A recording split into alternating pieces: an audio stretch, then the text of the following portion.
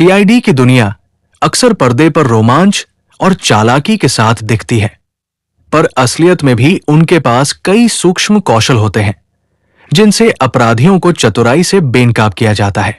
उन तकनीकों में सबसे दिलचस्प और प्रभावशाली होती है डिकॉय मिशन।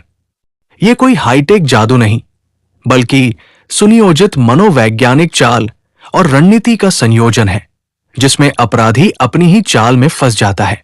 डिकॉय मिशन का मकसद सरल है, असली ऑपरेशन को छुपाते हुए अपराधियों का ध्यान एक नकली निशाने पर केंद्रित कर देना।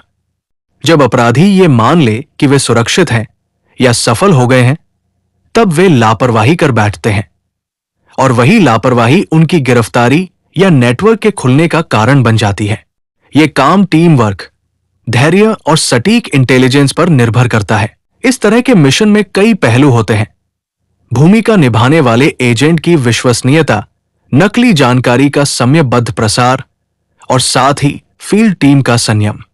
हर इवेंट को इस तरह प्लान किया जाता है कि अपराधी की निगाहें उसी ओर केंद्रित रहें, जबकि असली कार्रवाई किसी और जगह पर, सही समय पर और सुविचारित तरीके से अंजाम दी जाती है।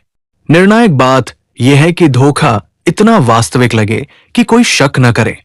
डिकॉय मिशन सिर्फ अपराधियों को पकड़ने का माध्यम नहीं, यह बड़े नेटवर्क को फैलते होने से रोकने और संवेदनशील सूचनाओं को सुरक्षित रखने का भी तरीका है।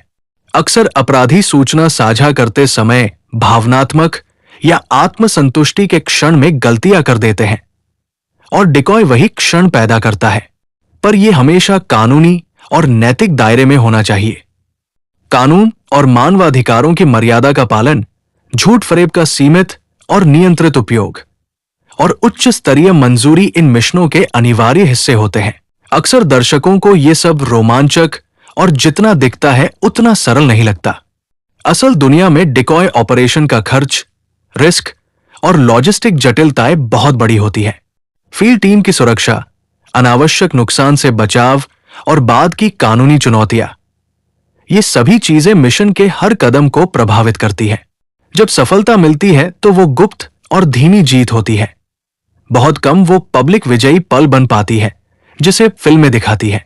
अंत में डिकॉय मिशन ये साबित करते हैं कि इंटेलिजेंस की ताकत सिर्फ जानकारी नहीं, बल्कि मानसिक खेल और भरोसे का निर्माण भी है। अपराधी जितना चतुर होता है, उससे भी अधिक चतुर और संयमी होना पड़ता है। यही उस खेल की सच्ची खूबी है, जहां धोखे की पर्दे के पीछे नैतिकता, प्रशिक्षण और कानून की मजबूत डोर छुपी रहती है।